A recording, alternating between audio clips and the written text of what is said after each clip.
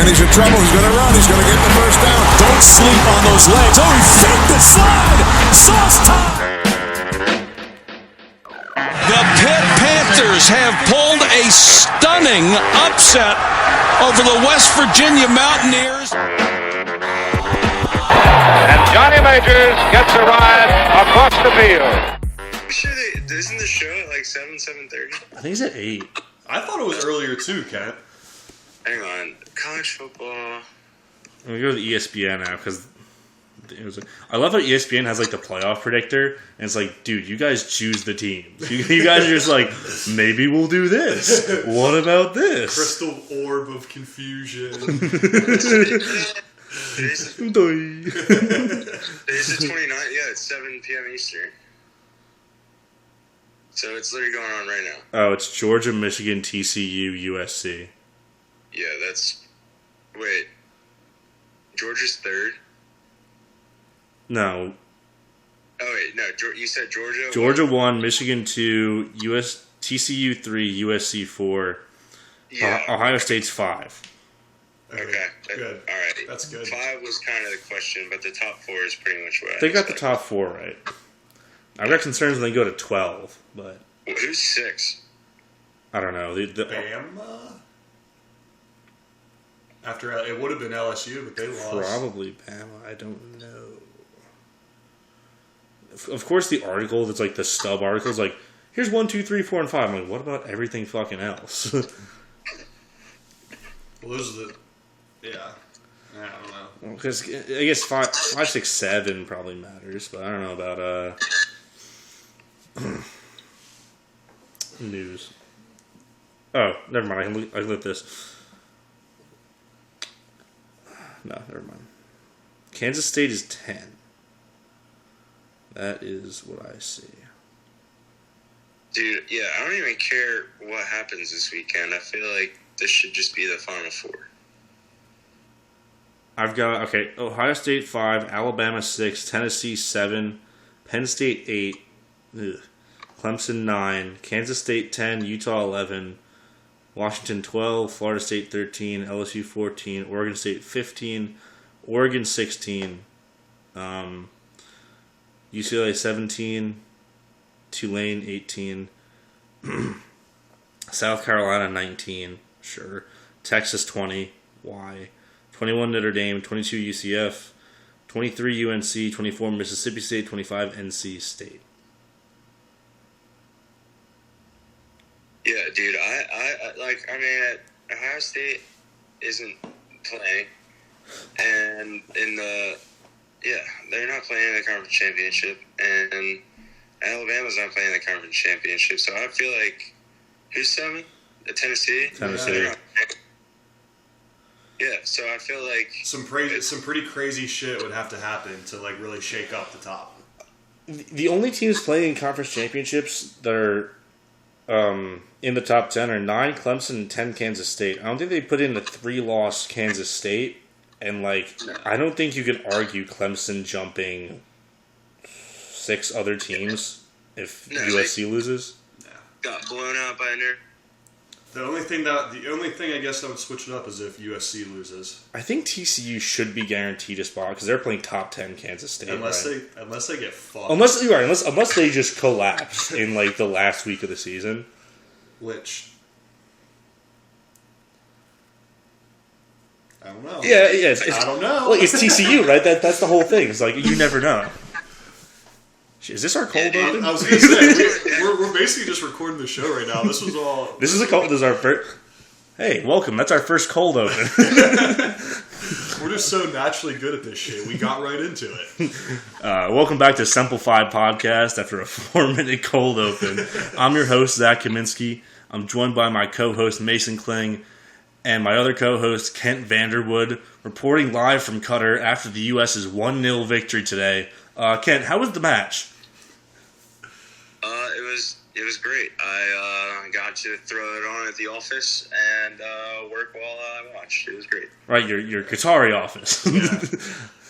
Never more of a fuck this, we're watching the game moment than today. Everybody, it's March Madness and World Cup. I feel like every TV was or every computer screen was like going back and forth between this game. I was doing something like during the first half. I got back, I put on the second half, and I was just like watching like the final 10 minutes or 9 minutes of like extra time, whatever the hell they call it. I was like leaning forward in my chair, and like my coworker from El Salvador is like, dude, they're gonna win. And he's like, I'm like, you don't understand.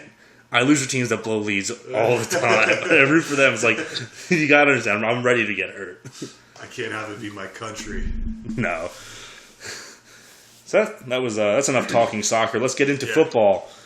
Final score from Saturday on rivalry weekend, which was not a rivalry game. Pitt 42, Miami 16. That one was fun. Yeah. That one was fun. I mean, we didn't let a bad team hang around. We turned them into dust. The offense looked fine, but yeah, this one was this was fun to watch just because I hate Miami so much. Yeah, and like a little bit, not that like revenge game from last year, but it's a revenge game. Yeah, I mean it's not because it doesn't really mean anything, but it feels good to get them again. It finally feels good to be the team that beats the shit out of Miami instead of having them beat the shit out of you. Yeah. Like, usually it's like, oh, we lost by 20 points, and now we beat them by 30. Did you see Narduzzi after the game? He was talking about the safety missed call in, like, the on-field interview. I was like, that's why I can't get rid of him. He's one of us. Yeah. He's a petty, spiteful bastard. Yeah. It's like those last couple drives when he left all the starters in. Like he knew what he was doing. He knew what he was doing. Even the backups got to destroy their third string quarterback a couple times too. Yeah, they were eating. That was kind of the big question mark. Was like, are we going to get to their quarterbacks without Cansey, without Baldonado? Yeah, but they. 5 sacks on the day, I believe. Yeah. That was pure, probably the best total game we've put together. Like when you bring in offense and defense, like everything. Absolutely, together. Probably the most complete game we've played. Even a positive special teams play where recover them. We'll get the play-by-play. Kent, do you have any just overarching thoughts on the game first? Yeah, no, I think I was pleased that we played well and put it away pretty early. Miami stinks. I mean, I knew they were pretty bad, but playing against them, I was like, wow, this team is just horrendous. 3 quarterbacks in the first 3 drives, I think. Never really a recipe for success for a team. But yeah, I thought Pitt played well, and going viral after the game by Devin Danielson. You know the one. The one. Yeah, that was a hilarious clip. I actually somehow didn't see it until the day after and then sent it in the group. I was like, did you guys see this? But it had already blown up at that point. Absolutely hilarious. Watching, I was like, oh, this is going to go everywhere. Yeah. It was a wild moment to see live because I don't know what caused that, and I still don't know. I don't either. It was like not at a point in the game where stuff should have mattered. They let up a late touchdown, I guess. Did he want a shutout? Was he giving himself permanent brain damage because he wanted a shutout? I don't know. It was so funny. The best part of that video is the reactions on the bench. I mean, yeah, come on. In sync. It was so perfect. The fact that it's in sync is legendary. Yeah. Yeah. It was very funny. So, some free publicity there, I guess. Yeah, that definitely won't be a meme when Pitt lets up a stinker next year. Like that. Yeah, we're getting ahead of it. We're getting ahead of it. Yeah. Yeah, if we're doing that up 30, what are we going to do when we're down? Oh, God. He's shooting someone on the sideline. He's bringing a gun into Heinz Field and killing someone. All right, so let's go over the box score quick. Like we said, Miami played all 3 quarterbacks. Jeff Garcia got hurt, Tyler Van Dyke got hurt on the first drive at the end after throwing a pick to Shavassie Dennis. Then came in Jakari Brown, who threw another interception. Then he got benched for their third string Garcia, who just couldn't really do a lot. You're a third string coming in against a Pitt defense. Yeah. Overall, they threw for 279 yards. They rushed for a team total of 106. On the Pitt side, Keaton Slovis had his probably his best game overall. 18 for 28, 256, 3 touchdowns, and 1 pick that was sort of a what can you do play. Yeah. We'll get to it, but it was... All 3 touchdowns of Jared Wayne, All 3 touchdowns of Jared Wayne. On the rushing side... Great game. Great game. Izzy Abanikanda, 15 carries, 111 yards, 2 scores. Sibo Flemister, 7 carries for 89 and a score. Rodney Hammond, 10 carries for 56. Overall, that's 35 carries for 248 yards. Goddamn. Yeah. That's... So balanced offense, nearly the same amount of yards. Yeah. Like literally, almost like it was. I remember them flashing the graphics a couple times. It was the game same where it at was some like, point. Yeah, it was like it was literally split 50-50. But for the rushing attack, it's crazy how good our backfield is. Like I think that Sibo Flemister, he's a fun back to watch. He runs hard as hell. Dude, he runs hard as hell, and the thing I can't get out of my head is he doesn't cut. He hops. I don't know how he makes it work, but he just does this little jump every time. Doesn't cut. He doesn't plant his foot. He hops like a rabbit, and then he's 5 yards upfield. It is the funniest thing. I wish we had played him more because he's so much fun to watch as a running back. His style. He is the burst. Like I mean, it's tough when you have the running back room that we do, and we just have studs that are in front of him. Yeah, you literally have a Doak Walker semifinalist. Snub, by the way. He should be in over Bijan. Yeah, you guys saw that. He didn't make it as a finalist today. That's it was terrible. So who are the finalists then? I saw he didn't make it, but I didn't see the whole list. It's Coram, Chase Brown, and Bijan Robinson. Okay. He leads the nation in touchdowns and total yards. Like, you think he should at least get a finalist spot. Yeah. But Yeah, I think he had a whole 1.0 yard per carry more than Chase Brown and 10 more touchdowns and like maybe like 150 less yards, but on like he had like 100 less carries. Carries. Yeah, that's a huge snub actually. But I mean, I feel like the only guy you can really say that deserves that above him is Blake Corum. He's probably the only one, and he's going to win it. He's the same type of guy where like he was the offense for 11 games. We'll get to the 12th game later when we recap the rest of the week, but I think that like it was really like I think that Brown's one of the best backs, but like you could definitely argue that he should have replaced one of Brown or Bijan. Yeah. So like can they only do 3 finalists? Is that it is a 3 finalists, so it's not like the Heisman where you have to bring like top 5 or top 4 or whatever. A lot of awards like that because Cansey's a finalist for the best interior lineman. I don't know if any other awards have released their finalist list, but he's up there. Gotta think those are probably the only 2 that we would have, I would think. Yeah, probably. Yeah. So, I mean, Corum's probably going to win that. Have they announced other finalists for other awards yet or not? Maybe. Yeah. I probably haven't seen them yet. Yeah. Okay. I assume Marvin Harrison Jr. is going to win the Biletnikoff. I don't know who the actual finalists are. I saw they released like their new semi-finalist list, but no back-to-back. No back-to-back for Addison. What a shame.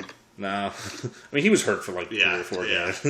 It was fun. People were like, oh, he transferred to USC and like his production went down. I was like, so on half the catches, he had a little bit more than half the yards. So his production stayed the same, actually. You just guys can't do math. But I'm also like the Addison apologist in the world. So, speaking of wide receivers, let's move to a wide receiver room. Jared Wayne with the fucking game of his life. 11 catches, 199 yards, 3 touchdowns, long of 66, which also went for a score. The rest of the receiver room had, like a total of 50 yards between the rest of them. And he caught everything. Him and Keaton were in sync. He hit 1,000 yards on the year. And nice. Yeah, he just crept over 1,000. And basically, he's the most underrated receiver in America. Definitely the most underrated in the ACC. And he's going to find an NFL home for what he can do. I would think so. Yeah. This is like a Jerry Rice game. Like, just we're throwing to this guy, you can't stop it. Yeah. Wild comparison, but yeah, he balled out. I feel like it was okay. So paint a picture for next year if both of those guys come back. Jared Wayne still has eligibility, right? I believe he has a COVID year. Yeah.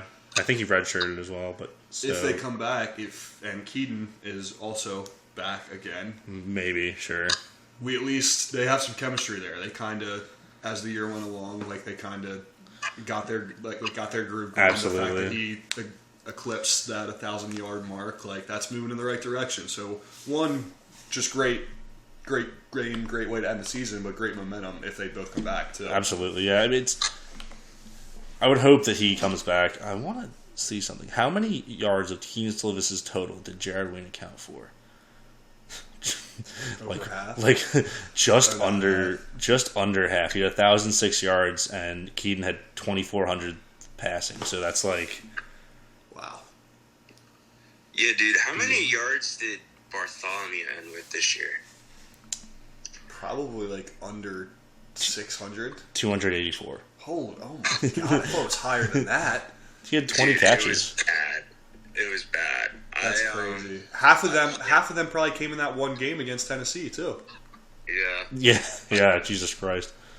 Yeah, that was like a 75-yard catch or something. Jeez. All right. Yeah, dude, that's bad. I really hope Gavin comes back. Well, he has to stay another year in college. I just hope he doesn't transfer out. Yeah, that's what I mean. I'm worried if after that year, we know what and I think he knows what he can do. He wants to be able to go somewhere he wants to be able to be on a team that is gonna showcase that ability to. So based on this year, I wouldn't blame him if he was thinking about leaving, but I hope he stays and they use him more next year. Yeah. Let's not speak that into existence. We're gonna bleep that whole segment out. You're right. Cut that. Cue the the cut to technical difficulty. Yeah. Technical difficulties, I will say I am surprised by that because looking at Cignetti's offenses when the last time he was at Pitt and when he was at Boston College, the tight ends really were a feature in the passing game, and they just weren't. So I'm very much shocked about that. Do we want to talk about the actual game? Yeah. Okay. I'm going to go quick through the play-by-play because this was just a complete destruction. First Miami drive ends in a huge pick return about 70 yards from Strasier Dennis. Results in an Izzy Abanican to score on the ground. Pitt then intercepts backup quarterback Jakari Brown on a very weird pass thrown to the middle of nowhere. So, now Pitt gets down to the goal line. They go 60 yards. This game should have been 14-0. They instead turned it over on downs because of a bad spot on the third down run. Yeah. Should have been a touchdown. Whatever. Doesn't really matter. Miami then punts from... They go 6 plays, don't really go far. They punt, and then the next drive is 2 plays. That was the long Jared Wayne touchdown, which is fucking awesome. Yeah. He breaks 7 tackles and just runs all over him. Yeah, it was a good throw from Keaton, but it was also him just being a stud. Yep. Which we love. After a couple punts and Miami's at their own 10, Will Mallory fumbles, which was their third fumble of the game, just the first one that Pitt fell on top of. I think Eric Hallett just is tackling him and then just punches it out. Excuse me. Izzy then scores his second touchdown of the game. After 3 more punts, 2 from Miami, 1 from Pitt, there's the Keaton interception where he's getting sacked and the ball sort of pops out when he's throwing it, and there just happens to be a D lineman there. It literally could have happened to anyone. If that hits the ground, it's a fumble. I think he was still throwing it forward. I was looking at the replay, he was still throwing it forward, just happened to come out at the exact correct angle to be intercepted by a D lineman. Yeah, but those are the ones you live with. Yeah, that's not a dumb one. That's just okay, you got... I think it was Gonzalez got beat. Even so, he was clean this game, aside from this one play. I don't think they got sacked once. Yeah. If I remember correctly. Could be wrong. And that's what the commentators kept saying during the game. They were he got hit early on, and that he hasn't been playing well since. And then we finally gave him a clean pocket, let him cook like Keaton cooked, and he did all right. What was he cooking? Miami's next drive provided the funniest play of the day. The fake field goal in which they had us beat, and they still were short of the line to gain. So it's technically a turnover on downs. Yeah. But so funny that you're like, let's give it to our kicker, probably our 100th best athlete on the team. Have him get 9 yards on 4th down. Yeah. Well, didn't they get a penalty then too, where like it would have been like a 4th and 4, and they probably would have got it, but then maybe not. Maybe I'm misremembering. I don't think so. I'm not seeing anything here. Um, They got the soft PI on this drive, but that just brought it to like 15-yarder. When I was watching the game, though, it was also like they had it on the field goal camera angle. So when they did the fake and he took off, I was like, oh, here we go. Like I was like, they got it. It looked like he got like 10, 15 yards, and then he ran out of bounds like 2 yards short. I was like, oh shit, okay. Yeah, I think it was Eric Howell who forced him out of bounds, but like they got us with that, and they still didn't convert. If they had any competent athlete that could have made somewhat of a elusive move in space, like they would have got it. It was just their kicker. I want hold fake special teams in your mind for later in the episode. Okay. So Pitt's next drive to end the half is 89 yard 7-play drive, sort of a 4-minute drill. Keaton throws a beautiful cover 2 beater to Jared Wayne, up 28-0 at the half.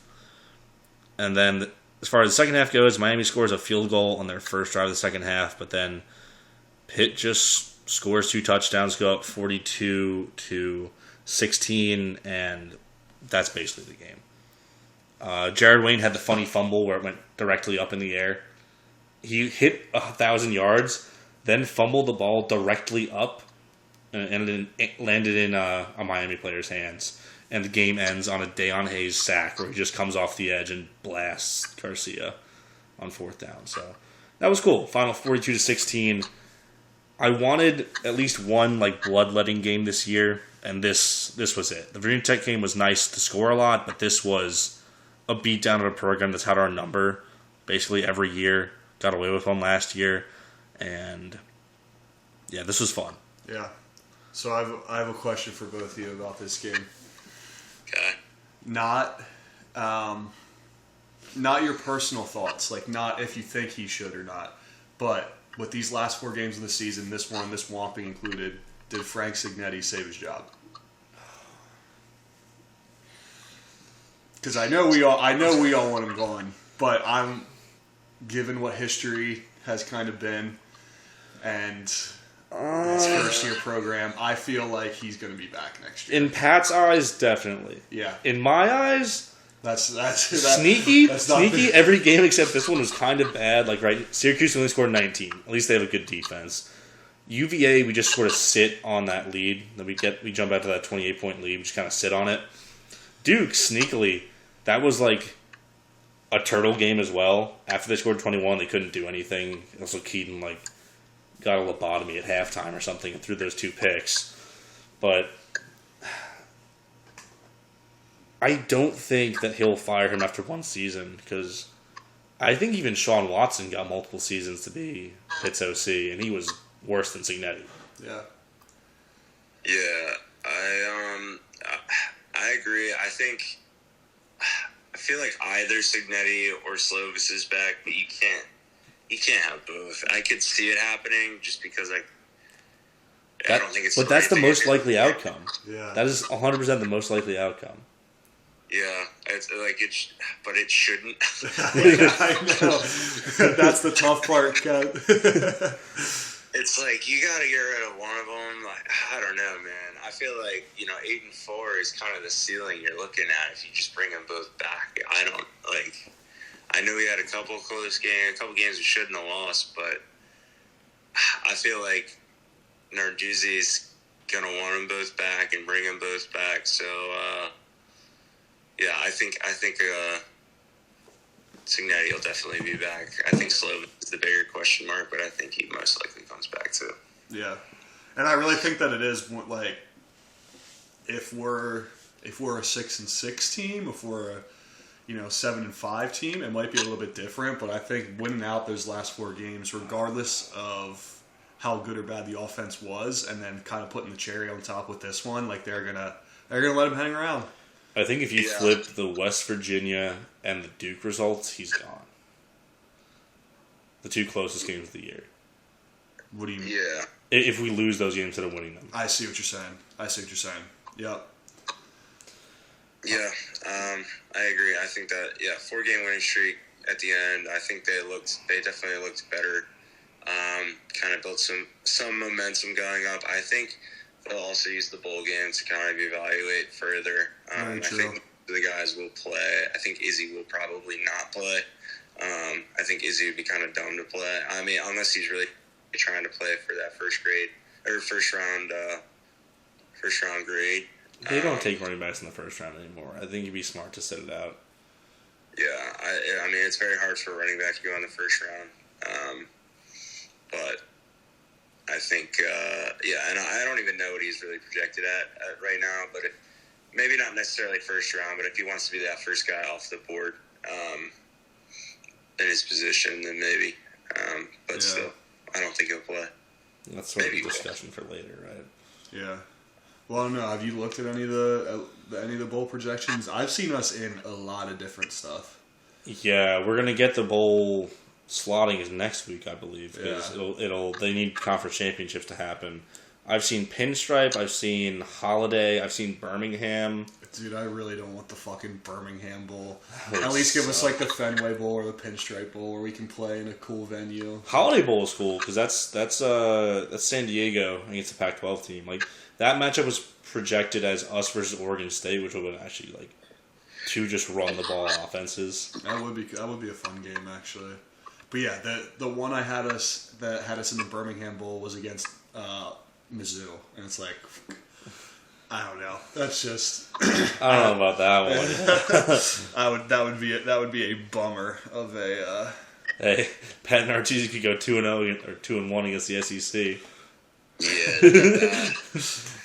I hope we play a cool opponent that I want to see us play. If we got to play like, I don't know, Wisconsin or Cincy, that'd be kind of. Yeah. I did see a bunch of the ones that we were projected for the Pinstripe Bowl. They were all against Wisconsin. I saw Iowa. Oh God! I was gonna say the Pinstripe Bowl against Iowa would be miserable. It would be so funny to watch. Just I'd rather play Wisconsin just for the fact that it's fickle. Yeah. Now that the fact that they kind of have their guy, I feel that program's going to bounce back. And like, if a couple years down the road we can be like, "Hey, Wisconsin, remember when we beat you in that bowl game?" Like that would just be great for the ego. Yeah. Yeah, I would much rather play Wisconsin than Iowa too. Anything else on the game before we move on to some other Pitt news? No. Yeah, I don't think so. One more dunk on Miami. This is the first game in Miami history that no student shuttles went to the game. Not a single one was chartered. I mean, it was Thanksgiving weekend. I'll give them the benefit of the doubt, but it was a sad crowd. Oh, the guy in the full uniform and the tinted visor too. Oh my God! The guy in the full uniform with the gloves on, just a Miami diehard. Oh, that was so funny to see. Because I think the funny thing is there are no real Miami fans. It's just old guys on Twitter thinking that it's still the 80s. Yeah. Those are the Miami fans. They don't go to the games. They live in like. Dude, it was hot too. Like you're wearing that in the stands. No, it must have been really hot because Dews was leaking. He sweat through. You see, he got a new shirt at halftime. Big guy move. That's a great look for my case race team. If you got a backup shirt, you've been there before. It's not your first time at the rodeo. If you switch shirts at halftime, you drank some beer out on a hot day before. Yeah, we should add up the win totals of our case race coaches and see who had the most. Oh God, I don't know if I want to do that. I had Greg Schiano. and dude, I had the Kent State head coach. What was their record? I think 5-7. Yeah, we could do it. Let's see what it looks Dude, like. it can't be any worse than our preseason championship matchup picks. Yeah. We got 2 matchups right. I got Michigan Purdue by the grace of God, and Kent got USC Utah. Yeah. And we both picked the favorites in those games, and both of them we sort of like backed into having the other team actually in the game. Yeah. But I think every other person just either had one team in or none. Yeah, not a great look for The us. Big 12 is a disaster. I think I had Oklahoma State. I think I had Oklahoma State Baylor. I had Baylor, Oklahoma State. Tough. Mine was over after week 5. Oklahoma was so bad. It's So all bad. fault. I each had Clemson in ACC, but that's also kind of like, Yeah. it's not that. I'm not that proud of that. That's also like, yeah, I guess. Given almost. I mean, it's like a 50-50 at least. So. Yeah. Speaking of Big 12, should we talk about some of the, or do you have other stuff? I want to do some other football news, Pitt specific, before we go into the rest of the weekend. Yeah. We're having a lot of guys decommit from the class now. It's more than just we had oh God, what's his name? I can't remember it off the top of my head. The receiver from New Jersey, Kenny Minchie, decommitted. We had now 2 O-linemen decommitted after another one today, and I literally just had his name up. Bryce Pollock, the cornerback from Georgia, also decommitted. I don't know when early signing day is, but got to pick this up. We got to have more than like 7 guys in a recruiting class. Yeah. Sorry, Zach, are you including the guy that decommitted like less than an hour ago? Oh God. Are you talking about? It was the O-lineman. Yeah, that was the second from O-lineman. Cincinnati. He tweeted he decommitted 49 minutes ago.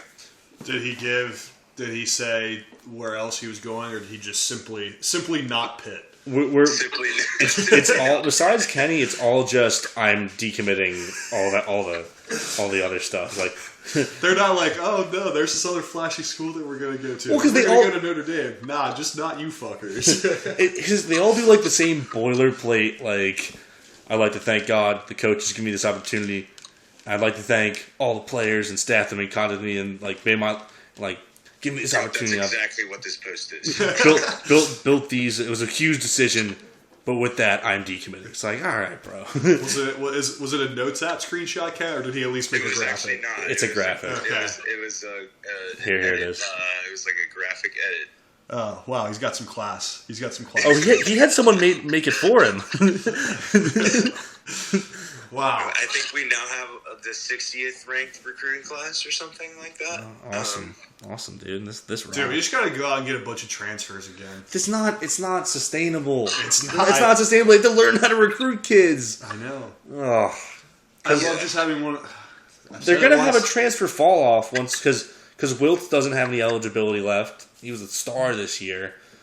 Mumfield at least has another year, but like also Jalen Barden is transferring out, and Justin Talliander, the backup safety. Yeah. Those are the only guys that enter the transfer portal besides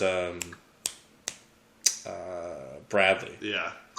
Which aren't those aren't a huge deal, but when you look at like the recruiting class that we have come in, it would be nice to have some of those guys. Yeah, it would be nice to have more guys in the recruiting class.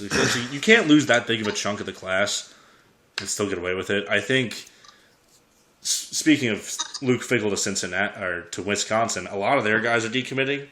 I don't know how many he's going to take with him because he's jumping from Big 12 to Big 10 or AAC to Big 10.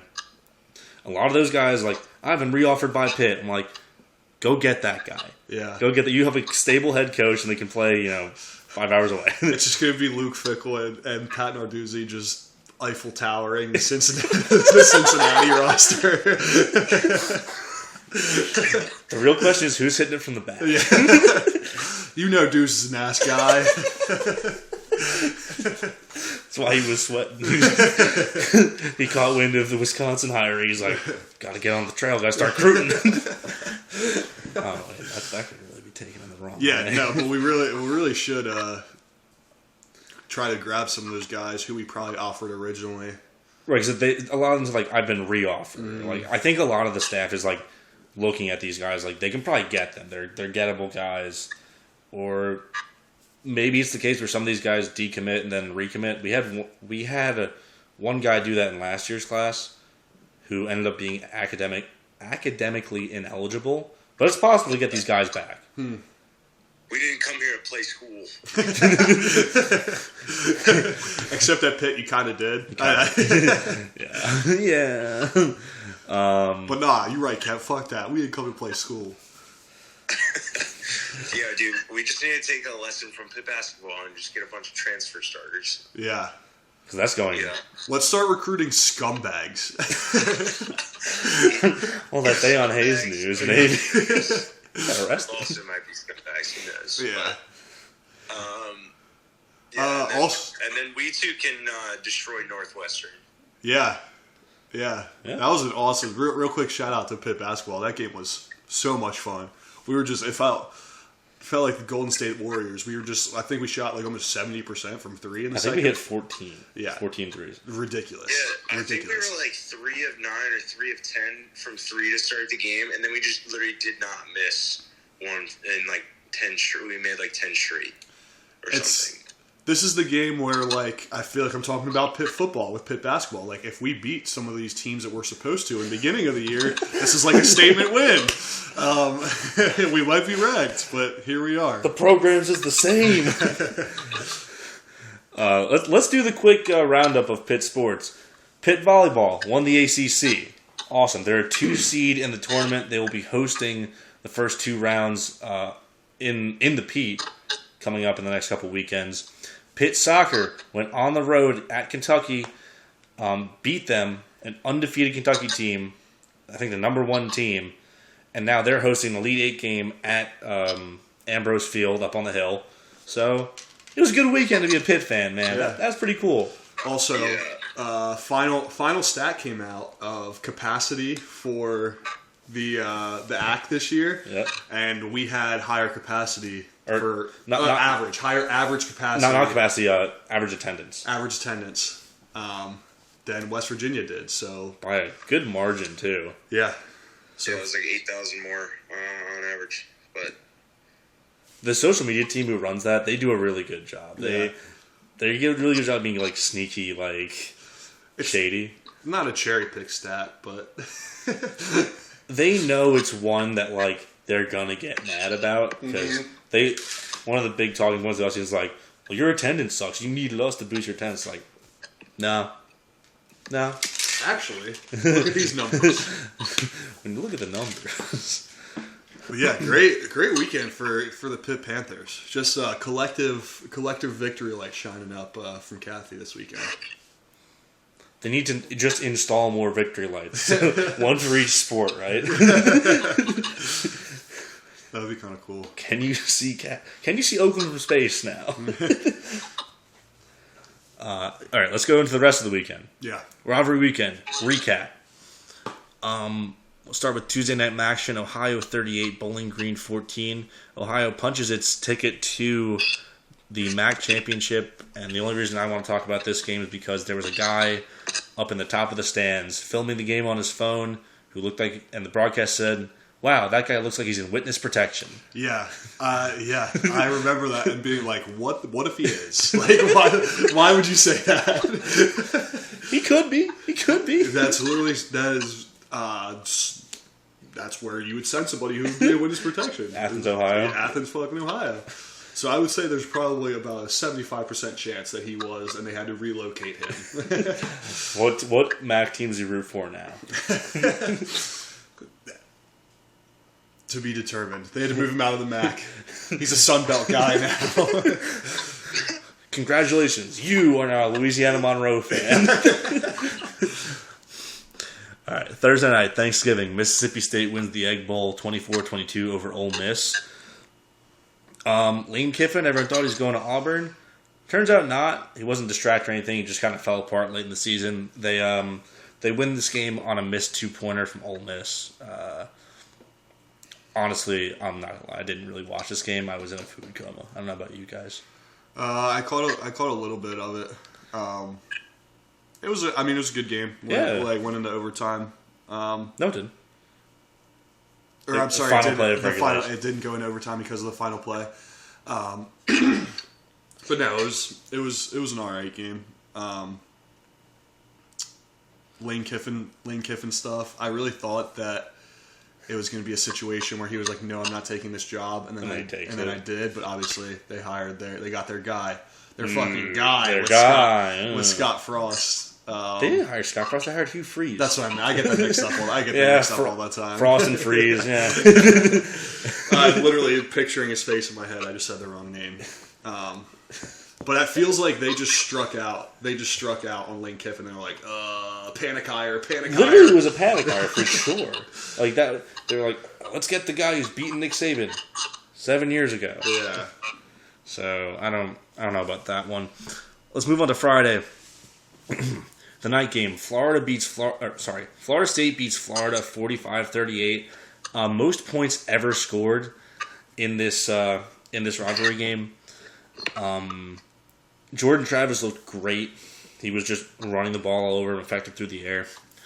If someone tells you Anthony Richardson is still good, they didn't watch this game. He airmails passes at an insane rate. But counterpoint, remember him against Utah? Sure, I guess. No, he's bad. Jordan Travis was way better and is going to be a problem in the ACC, I think. And we play them next year. Yeah, that'll be fun. A lot of running the ball. In double overtime, NC State upsets number 17 North Carolina, who has now lost 2 straight going into the ACC championship game. The starting quarterback for NC State is Ryan Finley's brother, who's a walk-on at NC State. Mac Brown, what the hell are you doing? Yeah. Drake May has done the entire Sam Howell lifespan in 1 season. They've perfected the process. Yeah. Yeah, they've gotten it so good to a point that you just do it in 12 games. Come on, man. That's...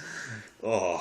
This is an all-time bad kick, too. Oh, yeah. The field goal that they actually missed to end it was really bad. I mean, that thing was like a slider out of Mariano Rivera's hands. Yeah. Moving on, Tulane beats Cincinnati to move to the AAC championship game. As far as the rest of the game goes, Missouri upset Arkansas to get bowl eligible, and one of the funnier results of the day, Nebraska 24, Iowa 17. Bro.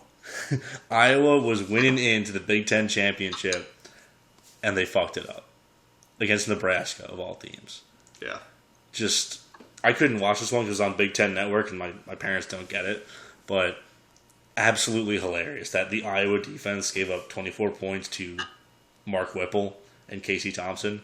And, of course, you know, they were shut out in the first half, and they only managed 17 points against Nebraska, so hey, Kirk, listen. Fire your son. You got to do it. Yeah. Yeah. Nebraska news, coaching carousel news. They Matt Rule went out, and who I think is a great college coach, and that's kind of, I think, best case scenario for Nebraska. Honestly, he could turn them around. He's the turn them around guy. He got Temple winning a lot of games, which was very hard to do. He turned around Baylor after the Bryles scandal. Nebraska might be on par with how hard Baylor was, because he's got to tear the drywall out, he's got to rip out the studs, he's got to build a solid foundation before they can even think about even being a consistent winning team. They've got to get a foundation, get to a bowl first, and Rule's the best coach to do that. Yeah. It seems like he's probably gonna have a rough couple of years. It looks like his first couple of years. His previous schools, were bad, but I think they signed him to like an 8-year contract. I believe that's right. They see the long-term value in him, and it looks like he just gets better and better with time. So there's good bones there at Nebraska. Like, I think it's a very recruitable school when you kind of get the gears going. Like, I don't know, they have the history. It's sort of like from the 90s and stuff. Theoretically, yes, but we got to see like how rotten it is at its core, because they've been just bad for so long, or at least for a decade. Yeah, it's also, I guess, a very different landscape now than it was back when they were good. Them being in the Big Ten, the Big Ten being bigger. Like they were in the Big 8, and then the Big 12. But like Nebraska invented like quotes strength and conditioning program, and they like they hid guys on like their massive walk-on team, and you can't do that anymore. They did partial academic qualifiers, which a lot of teams like Nebraska can't do anymore. So we'll see. It's a wait and see thing, but it's probably the smart hire. Let's move to Saturday. The game. Michigan upsets Ohio State at home, 45-23. This is the first time they've won back-to-back games since 2000 in this rivalry. Wow! And it's the first time they beat Ohio State in Columbus since it was '99. So that's awesome. Ryan Day, man. Wow. I mean, so I don't know. I was glued to this game because I thought it was a really fucking good one. Ohio State in the first half was getting whatever they wanted on offense, and Blake Corum was out, so that was a super big thing for Michigan. But instead of running the ball, what they did is they took advantage of Ohio State just playing cover 0 and attacking the line of scrimmage, and that's how they got those long touchdowns from Cornelius Johnson to keep the game. I believe it was 20-17 in favor of Ohio State going to halftime. And I thought, okay, this will probably be more back and forth. The second half of this game was just a sequel to last year's game where Michigan just smacked him in the mouth. Run the damn ball. They ran the damn ball. And that defense was so gassed that Donovan Edwards had those 2 long touchdown runs where, good God, those were just... Yeah, a couple doy plays at the end from C.J. Stroud, too. That one... The one pick where he's falling down at the goal line, that's the one I think is stupider. It's like, you hold on to the ball, and it was only second down. Yeah. This other one went off his tight end's hands, sure, whatever, but... Now, I want to say the biggest doy play was from Ryan Day, the coach. Remember when they punted? It was like a 4-point game in the third quarter. They were around midfield, and like C.J. Stroud was like actively just like pouting. Like every time I see the camera on him, he's actively pouting. He's like yelling at Ryan Day, like, you gotta keep the offense on the field. You gotta keep the offense on the field. They should have just gone for it because they have one of the best offenses in America. If you can't get 7 yards at midfield, that's an offensive issue. They called the fake punt that the long snapper fucked up. I saw this. Someone sent me this, but they essentially were going to run a sweep, and they had Michigan dead to rights. They were overloading the side they were running away from. But the backup long snapper just snapped it to the punter, and that was the punt ready to like reach back and kick it, and almost got blocked. So that was what I wanted to keep in mind. Another special teams fake play disaster, because they could have gotten a first down and probably just ran up the field. So it's supposed to be like a direct snap to one of the protection guys. Huh. I didn't even realize during the game. They gave it in an interview that like we realized that they had us dead to rights. We practiced that play because they had some sort of tell where they switched around the protectors so that one guy would get it instead of the other, and they just fucked it up. But even so, why would you call a fake punt when you have C.J. Stroud on offense? Yeah.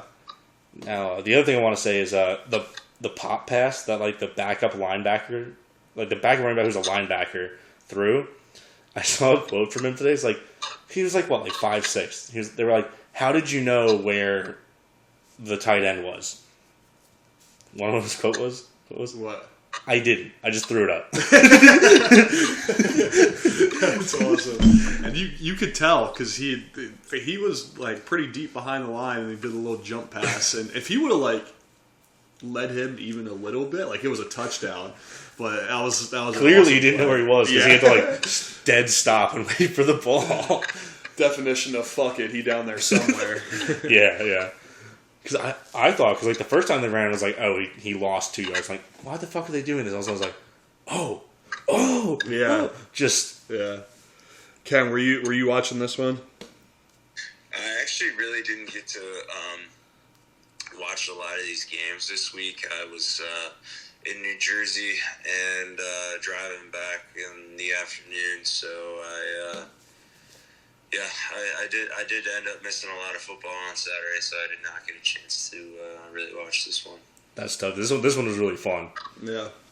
And pretty much Michigan owns the rivalry now. Yeah, no, I was scoreboard checking. I was, listening to radio, whatever, when I could. But yeah, when I finally got home, I was glad to see that score. Glad to see a few of these other scores that we'll get to. Yeah, no, and I think looking forward to next year a little bit, but games in Ann Arbor again. C.J. Stroud is gone. Ryan Day is going to like a first-year starter. Someone with no starting experience. Let's get someone on the transfer portal. So look out for that one is all I'm saying. Dynasty. Michigan Dynasty. They might like really run this rivalry for a while until Ohio State isn't a finesse team. Did you see the fans chanting "We want Urban" on the breakdown after the game while he was on the field? Yeah. I didn't see that, but yeah, they were like, "We want Urban." I think they're just nags. Yeah. I mean, at least Urban never lost to Michigan, right? Ryan Day right now, but we'll see. A lot of people want him fired for losing back-to-back rivalry games, which is just so playoff privilege, I think, is what we're going to call that. It's absurd to like for like a Pitt fan, like if Pat Narduzzi went 11-1 in 2 seasons. Now I'd be pissed if he went 11-1 has only lost to West Virginia. Like I would be like, he's a bum. Like why can't he win this one game? But I guess it is just when we went 10-11-2, he was kind of like a god for that year. I don't know. Right. I think we definitely have I think I would call him a bum, but I wouldn't be calling for his firing. But like, yeah, it's just like such a different mindset. Where like losing 2 to the team you hate the most, I think that's the factor, right? Because like 2 of his 6 losses are to Michigan, a team that they owned for the entire century. Yeah. So I don't know, but I think that if he loses again, he actually might get canned. I can see it. Moving along, TCU takes care of business 62-14 against Iowa State. All right, number 5 LSU loses to Texas A&M. Not bowl eligible Texas A&M 38-23. Dude, this game just bummed me out. I thought it was going to be LSU by a million, and I was so wrong. I don't know what happened. I don't know what happened in this game. The strangest part is that A&M scored 38 points. Yeah. I was watching it, and like I was obviously focused on the Pitt game, but I was like checking in on it, and like, oh, they're still winning. And like Moose Muhammad had those 2 crazy one-handed catches on like back-to-back drives, but I think Jalen Daniels got hurt for a little bit in this game, but when he got hurt, it was already out of hand. Yeah. And now LSU out of the playoff picture. Good night, but oh my God, this is embarrassing. Yeah. Losing to 4-7 A&M. Yeah, and now we don't even have the Vanderbilt being better than A&M in the SEC thing anymore because they won this game. It's like because we would have had to have A&M lose this game for that to happen. It's A&M, Auburn, and Vanderbilt are all tied with like a 2-6 conference record, I think. Yeah. So I don't know. Yeah. They'll figure it out. We'll say Vanderbilt's not the worst because they have Vanderbilt privilege. It's when they win more than like 3 games. Right? Yeah. Oh, yeah. Good for you, buddy. Pat on the head. Number 6 USC beats number 15 Notre Dame at home 38-27. I was watching this one. This is a fun one. Notre Dame, like Drew Pine, for a while had not thrown an incomplete pass. He was playing like out of his mind, and it didn't matter because Caleb Williams can run around like Kyler Murray on meth, and Jordan Addison is always open. And Notre Dame can't tackle. He has to be the most frustrating player to play against. I was watching, it's like he is the most annoying player in college football because he always scrambles out of a tough situation, and then if he can scramble, he runs downfield 30 yards, or he'll just chuck it, and someone will be open because his receivers look back and goes, "Oh, I'll just go to the open spot," and he'll throw a dart. He's unreal. It's fantastic to watch, but it's so annoying. Yeah. It's so annoying to watch. If you're rooting against him, it's like you're just going to get burned. And I'm sure that's kind of how Notre Dame felt this week too, because it was like as soon as they punched, like USC had a counter punch and came down the field and scored again. Like it was, they just couldn't close that gap. It felt like it was at 10 points for the entire game. Yeah, I actually look at the box score. It was 10-0 in the first quarter, and then they scored the same amount of points the rest of the game. And Mason definitely didn't just get that by looking at the box score. I can't see those numbers. He actually can't read. Alabama won the Iron Bowl. Who cares? Number 8 Clemson loses to South Carolina 31-30 because DJU can't throw a football. That was the best score to see when I got home. You were happy about this one? Yeah, no, I saw it when I think it was like 16-7 when I left or something, and then when I got home and I saw the final, I was like I couldn't believe it. Like I could, but I really did not think this upset was going to happen. Back-to-back huge wins for the Gamecocks. I thought coming off of that big win, they would kind of, they stopped a 40-game home win streak, which was we can no longer say the Pitt Panthers were the last team to win in that stadium. So yeah, that's crazy. That's crazy. Yeah, I'm with you, Ken. It was one of those things where I was like, this would be kind of funny if this happened, like if South Carolina upset them again. But there's no way they have the juice and. Yeah, to do that 2 weeks in a row. It's so funny because they were losing and they had this ridiculous 4th down play that went for 1,000,000 yards, and then at the end they're up 31-30, and they punt to give Clemson one more chance to win, and Clemson just tried harder to lose. I think they lost on a pick or a fumble. I can't remember, but it was they fumbled. It was either a punt or a kickoff that they fumbled earlier in the game on a kick return, and then they fumbled again with right around 2 minutes left. Fumbled the return, gave it right back to the Gamecocks. They had a chance to go down and win, and they just literally fumbled the game away. Fumbled the bag. I will say it's sad. It's sad to say that we're not the last team to beat Clemson at home anymore, but saying this sentence just brings a smile to my face. The last 2 quarterbacks to win in Tiger Stadium are Nate Peterman and Spencer Rattler. What a fucking lineup. Eskimo brothers.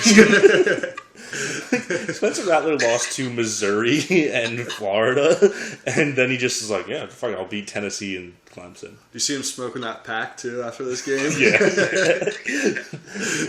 He's never smoked a cigar in his life. Just say, is he even old enough to do that? Yeah, I think so. Yeah. He's trying to get that Burrow look. Yeah, for sure, and it did not look the same. No. Let's talk about another. DJ's stat line though: 8 for 29, 99 yards, a touchdown and a pick. Holy shit! 8 for 29. Yeah. Oh, they ran for over 200 yards, and they literally lost to DJ can't play football. That's a decent team. That's crazy. Yeah. They need to just figure that out. I don't know how their quarterback situation is still as fucked as it is. I mean, I guess we can't really talk, but for their pedigree, we can make fun. Yes, yes, exactly. We're bringing them down into the mud with us. I think DJ's probably going to transfer. I really thought they were going to switch off with DJ at some point this year. You go with Cade, and they just didn't. Well, they did in the Syracuse game, but then they went right back to DJ. Yeah, and it worked. That's very true. That's very true. And they just went right back to him, and but there's no way. He's got to no way transfer. DJ's the starter there again next year. They're going to be a team that I keep an eye on in the bowl season and see, since they're ranked so high, I think they'll probably still get a New Year's Six. If they win the ACC, they go to the Orange Bowl. They'll be in the Orange Bowl, probably. And they'll probably get. They're going to play like Alabama. Yeah. They'll play like Alabama or Tennessee or something. Yeah. Ooh. That could be a fun game, actually. Yeah. Yeah, literally 2 orange teams in the Orange Bowl. Give me that. Dude. All right. Orange cubed. It's squared. Oh, no. Does DJ yeah. even have eligibility left? Yes, because he's a junior. Okay. He looks older than me, but Yeah. he definitely got held back in school. In Hawaii. Yeah. All right. Let's talk about another huge upset. Oregon State 38, Oregon 34. Did you watch this game? Yeah. I did catch the end of this game, actually. Yeah, I was got to see a decent amount of this one. They choked it away so bad. Yeah, this was insane. Like we had this on the screen. It was 31. I want to go to the game cast here because I have to get the exact score. It was 34-17 in the fourth quarter. It was 31-10 as well, but 34-17. Yeah, it was. You're right. It was 31-10 with 4:46 left in the third quarter. Okay, so let's go after that. Less than that because it was with 3 minutes left in the third quarter, it was 31-10. Okay, so 31-10. Oregon then goes on a. So just to also give you a little bit of context for this, the last pass that Oregon State would attempt as well, came on their previous drive before where they fumbled, where Oregon then went up 31-10. After this point, they do not attempt a single pass. After they go down 31-10, 4 plays, 75 yards, touchdown, 31-17. Oregon then kicks a field goal to go up 34-17. Here is the drive chart. Oregon State touchdown. Oregon fumble. Oregon State touchdown. Oregon turns it over on downs. Oregon State touchdown to go up 38-34. Oregon turns it over on downs at the goal line. Oregon State ends the game. This was awesome to watch. I mean, the field from is awesome. They wear cowboy hats for some reason. I thought I was watching the Oklahoma State game for a second, then I realized it was actually Oregon State. But this was fucking awesome, man. Yeah, I had Oregon money line in this game. Turned it off in the third quarter, and then saw this unfolding before my eyes, and cried myself to sleep. But no, it was one of those where I wasn't too mad about the bet. I was like, I thought Oregon was going to win, wanted Oregon State to win, so I wasn't too broken up about it.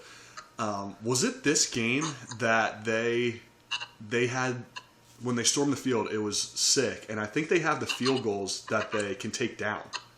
They can retract them so that they don't get broken, so that they don't get pulled out of the ground and thrown in the river like they did at Tennessee and Kansas. I didn't see that. I don't know. I think it was this game, and I was like, why hasn't everybody thought of that? But it did rob us of field goal tearing down, and kind of broken up about that. If I'm going to lose a bet, I at least want to see a field goal out of the ground. Okay, yeah. So that's a new rule. Everyone be sure to follow it.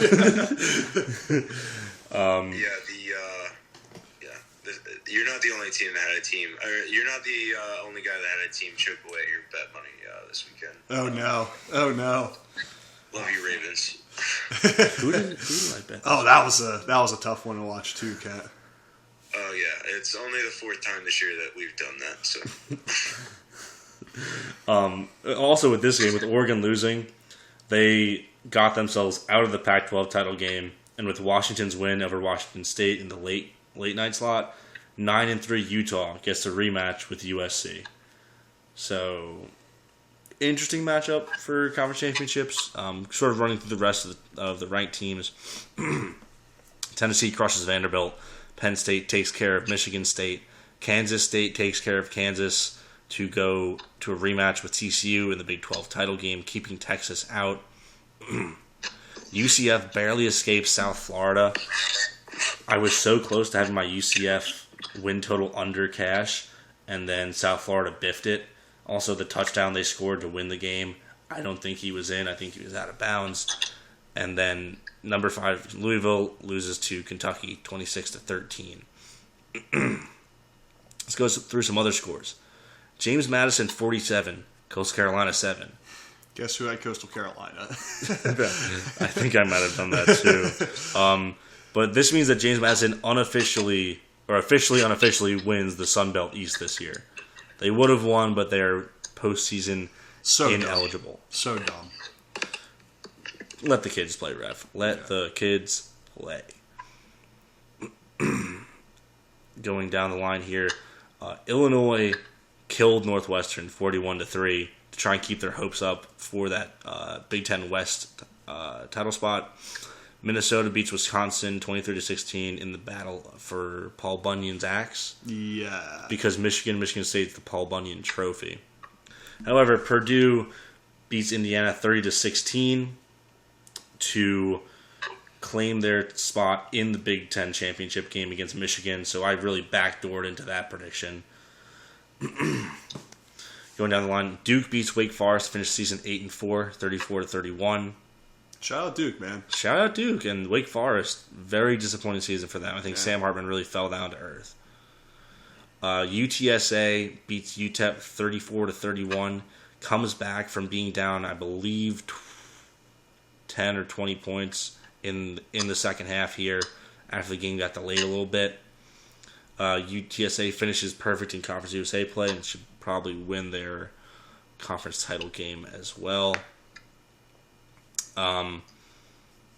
Oklahoma lost to Texas Tech to go 6-6 for the first time in God knows how long. This game had no relevancy at all, but goddamn was it fun. This was a Baker Mayfield Baker Mayfield versus Patrick Mahomes ass game. Level shootout. It was just going to come down to who had the ball last, and well, actually the overtime sucked, but to get to overtime was an absolute shootout, and it was. I saw the overtime play where Dylan Gabriel got absolutely crushed on a Philly special. Yeah, and my friend said to me, that's when Dylan Gabriel knew what it was like to be on the receiving end of a hospital ball that he threw. yeah, it's true. It's true. And Syracuse beats Boston College 32-23. And I don't know if we cover this, but Virginia Tech was canceled in the wake of what happened in the Virginia program. I don't think I missed any other big games, right? No, it was really just the big one was Michigan Ohio State. We talked about that. About that enough, and there were just some other kind of fun games that I think we hit on. Yeah. I think we got all of them. All right, cool. Honorable mention to the Ithaca Bombers. They're moving on to the national quarterfinals after beating Springfield University. Let's go. Bomber up, baby. Clap it up. Everyone clap it up. Also, quick quiz for you guys. Can you name the 3 AP preseason top 25 not going bowling? Michigan State, Texas A&M, Miami. Yep. I second that. I saw it an hour ago. But I know we talked about this. Prior to week 1, we were a little irritated that Michigan State and Miami were directly ahead of us in the poll, and now they're not even going to a bowl. From the pole to no bowl. I forgot to mention that Cincinnati-Tulane was a Christmas matchup, so... Oh, yeah. I was going to say you kind of skipped right over that, but... I'm sorry. Did we all have Tulane in that game? I did. Yeah, I took Tulane. Yeah. I wasn't in attendance, but I did. Don't worry, I had you covered. I put it in. We gotta run the numbers and see which one wins more, green or red. Yeah, we'll run the numbers on that for sure. I want to say green is winning, but I could be wrong. We'll crunch the numbers. We'll get back to you on that one. I know North Texas, Tulane. Yeah. Cornell won. We'll figure it out. Yeah, we'll figure it out. Do you want to do President Cole before moving on to a little conference championship week preview? Yeah. Yeah. All right. As the originator, Kent, you go first. All right. Let me think about this. I will give my Cole to Clemson. That's an embarrassing loss. I could reverse this and give my presence to South Carolina, but I'm going to give my presence to Michigan. I'm very, very happy for the Wolverines. They went into the horseshoe and came out with a pretty decisive victory in the end. And yeah, I'm happy for the Wolverines, and I'll give my Cole to the Clemson Tigers. All right. Yeah. I'm going to give my presence to Jared Wayne, Mr. Wayne, Batman, all the above. Master Wayne. Master Wayne, your 1,000-yard season, sir. But yeah, man, just a special performance from him, and like, I'm just gonna keep saying he's like one of the most underrated guys I've ever seen play, and he really proved it, like how good he can be this week. I'll give him my Cole to Oregon. Blowing a lead like that. Oh, did I take your Cole? Literally.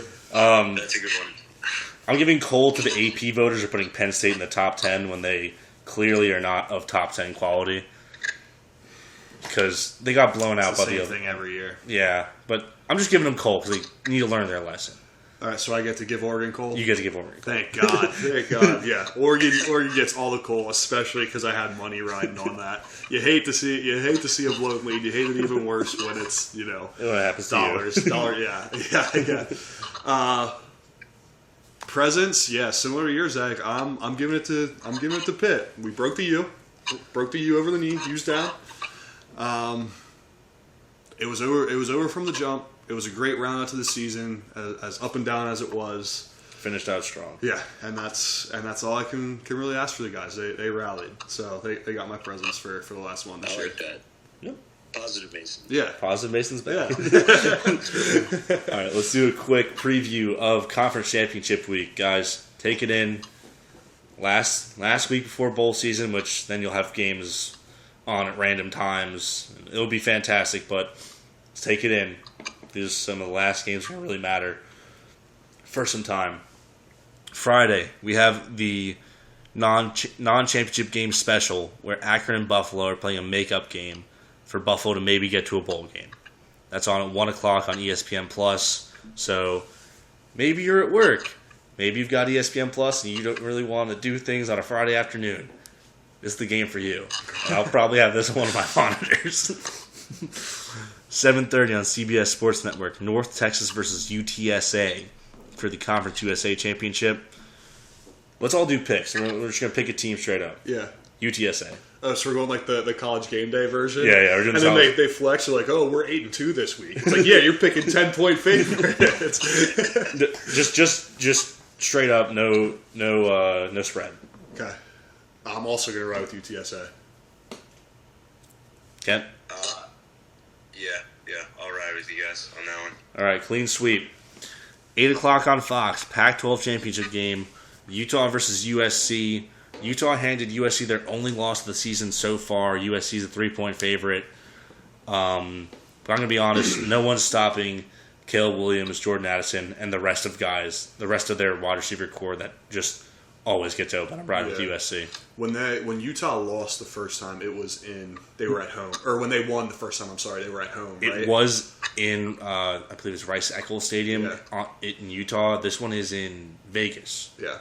Oh, yeah, okay. Are there any nuclear reactors in the Las Vegas area? That is entirely what my pick is balancing on. Why don't you vamp for a second while I Google that? Yeah, no. Honestly, in a neutral field, this is a tough one. There are no nuclear reactors or fuel cycle facilities in Nevada. I want to pick Utah, but that's picking with my heart. Like, I just don't want. I want the Pac-12 to eat itself. I don't want them to be in. But goddamn, after watching USC this past weekend, it's really tough to pick against them. So I'm also kind of picking, like, I can't pick against them just as what they did to Notre Dame, but I don't want Alabama or Ohio State to back into the playoff. Yeah. I want to see new teams in the playoff, so I do actually really want USC to win this game. And I'll be the Jordan Addison guy. I'll be like, that's my guy. I'm gonna watch him. I'm going with Utah. I think Utah's gonna win this game. All right. I'm going USC for multiple reasons. One, I really want my preseason pick to be.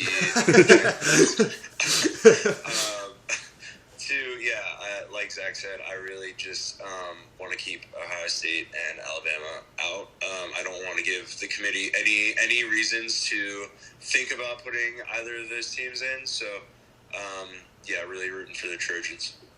Well, you're rooting for your preseason pick then. You picked Utah, Mason. Yeah. All right. Yep. That's the pick there. Stay to my roots and make a decision and I keep it. All right. Saturday. I believe the U.S. men's game is on before all these games too, so it's a huge Saturday for all kinds of football.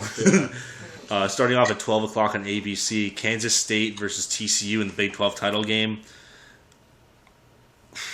I'm going to pick TCU because they just find a new way to win every time, and I don't think they're going to find a way to lose now. Where do they play this game at? Jerry World in Texas. Yeah, they always play this in Dallas. It's actually Arlington. Yeah. Yeah. Whatever. I'm just trying to picture the Hypnotoad up on the big jumbotron in Jerry. Oh, shit. The line's only 2.5. I mean, Kansas State's a good team. They're playing like their best football right now, it's too. It's neutral, but I mean, it's I don't know how far TCU is from Arlington, but They're in the Dallas area, I believe. So it's kind of a home game for TCU. Yeah. That stadium's gonna be so purple, dude. That's gonna be awesome. Yeah, they've never seen it that much purple before. Let's go Horny Frogs, baby. I'm gonna pick Kansas State. You were big on them all this year. I'm big on them. I think TCU is the team that can survive a loss out of them and USC because Kansas State is ranked 10th. I was big on them. I think they're playing their best football. I'm gonna pick the upset. I'm gonna go with Kansas State. Okay. Yeah, I like that reasoning, Zach. TCU I think can lose and still get in. I think we touched on that earlier too, but I'm still gonna root for the Horned Frogs, and I'll go TCU. All right, MAC championship, 12 o'clock on ESPN. Toledo versus Ohio. I don't think we picked either of these teams to win the MAC. I think we were not on our radar. I'm going to go with Ohio. They've been playing some pretty dominant ball. They're 7-1 in the MAC. And after watching them on Tuesday night, I was like, yeah, this is probably the best team. Wait, Kat, did I just invent a memory that you were like, don't sleep on Toledo this year? Did that happen? I feel like I don't remember saying that. No, I think he did. I think he did. I thought in one of our previews you were like, don't sleep on Toledo, man. So I'm not gonna sleep on Toledo. I'm riding with them. That's my pick. Okay, all right, I love that. All right, I guess I'm not sleeping on Toledo either. So I'm gonna go back to our group of 5 preview and tell us if we're going insane or not. That might have just been incepted into my I brain. either actually said that or Mason's actually insane. Either way is incredibly hilarious. We have another non-championship game. We have Valparaiso at New Mexico State. What is this one from? I don't know. It's not even listed on any networks. This game doesn't exist. This game was never They're played. playing this one off the grid. Well, it's to get New Mexico State to a bowl game, but even so, I don't know why they play this week. Weird, whatever. Yeah. Sun Belt Championship, Coastal Carolina versus Troy. This one is being played in Troy as an on-campus one. I think Grayson McCall is hurt. I don't think because he's been out. That would explain. Well, that's why they lost to James Madison in such a lopsided fashion. I think he's hurt. We're going to go with Troy. Yeah, I mean, having a home field advantage for conference playoffs one huge advantage. 2, just really cool. I think every conference should do that, honestly. Yeah. I don't know, but maybe. But yeah, I'll ride with Troy for that home field reason. Yeah, I'll ride with you guys. All right. SEC Championship, Georgia versus LSU in Megatron's butthole. I'm going to pick Georgia. Yeah, this one's a no-brainer. Yeah, Bulldogs. If you can't piece together a fucking win against Texas A&M, you sure as hell aren't doing it against Georgia. Yep. All right. 4 o'clock on ABC. The AAC Championship, another on-campus one. Tulane versus UCF, a rematch of a game that happened just a couple weeks ago. I'm going to pick Tulane for the home field, but I don't feel great about it. I'm riding with the wave again. All right. Yeah, I'll go Tulane. All right. 4 o'clock on Fox, Mountain West Championship. Fresno State versus Boise State. This is another home field advantage one that's being played on the Smurf turf. Ooh, I don't. Boise State perfect in conference. Fresno State has Jake Haener back. I'm gonna ride with Haener Mania. I'm picking Fresno here. Okay. Everybody knows the ponies don't lose on the Smurf turf, so I'm riding Boise. Boise it is. Yeah, no, Smurf turf it is. I'm going Boise as well.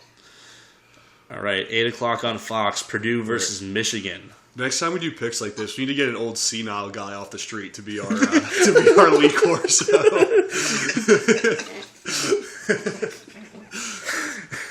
And just blubber his way through some stats and have Kirk Herbstreit be like, "All right, Lee, let's keep it moving." Can we get the guy who takes the roses into 1 star? That would be very. This guy knocked on my door like 2 days ago. I could go round him up. What? Why did he knock on your door? I think he made eye contact with my roommate in the window. And that's enough to come up and knock on your door? He heard about us making picks. Yeah, so that was an interesting experience. Well, yeah, next time that happens, ask him if he's interested in being a digital content creator for the Simplify Pod. Put on your LinkedIn. Okay, back to the Big Ten Championship. Number 2 Michigan versus Purdue in Indianapolis. Are the spoiler makers gonna do it? No. Okay, yeah. I just had to say it. I know. No, I'm picking Michigan. I'm also being selfish in that I want my preseason prediction to be right. I would win on the board. I honestly think that if this was a Purdue-Ohio State matchup, I would be more inclined to say yes, just because they kind of match up better against each other with the offenses going at it. But yeah. With the stoutness of Michigan's defense, I just don't think it's... And the fact that Michigan can run the fuck out of the ball on these guys. Yeah. It's going to be some bully ball. What is the line on that one? 16.5 Michigan. Yeah, that sounds about right. Yeah. Kent? I kind of like the Purdue spread on that one. Maybe. We'll see. I'm still... I'm certainly picking Michigan to win the game. Yeah. Yeah. I'm with you, though. I don't hate that. That's a big number for a conference championship. I don't know. They killed Iowa last year. Like 41-10 or something. They're just in a different... I don't know. We'll see. All right. 8 o'clock on ABC. ACC Championship. Number 9 Clemson. Number 23 North Carolina. I'm going to pick Clemson because they're both playing bad right now, but North Carolina is playing worse. Yeah, that's a fair argument. I'm going to pick UNC because they're playing bad. At least sometimes has good offense, which can keep you in games. Okay. Yeah, I think I'm also going to go with UNC. Wow. I want them to win this game. So that's, part of it. But I also think, if their offense can turn it on, I think they have a very good chance to actually pull this game out. Well, this is a very funny game in the sense that, the UNC offense and the Clemson defense is unstoppable force, immovable object. Mm-hmm. Clemson offense versus UNC defense is a stoppable force and a movable object. Yeah. So this I think out of all of them, this has the most potential to get weird. Yeah. The line's 7.5 in favor of Clemson. Sheesh, I don't know who I would take there. I think I would take the under. Yeah, what's the over-under? 63.5. That seems way too high. 52.5, you said? 63.5. 63. I was like, 52.5 sounds so low. Actually, no, 52.5. I kind of like the under in this game. I think I like it too. I like the over. I don't know, I'll have to think about that number a little bit, but I do actually like UNC in this one a lot. Just off of strictly vibes.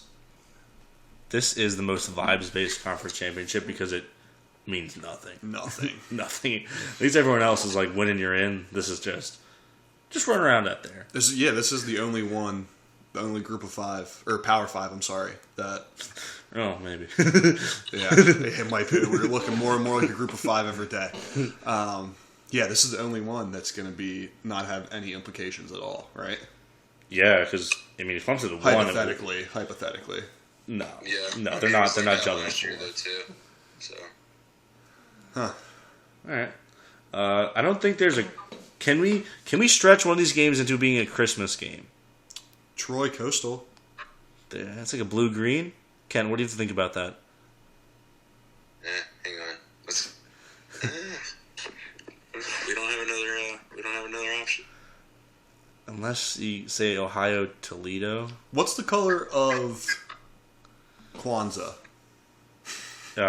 Black, red, and green. Wait, what about?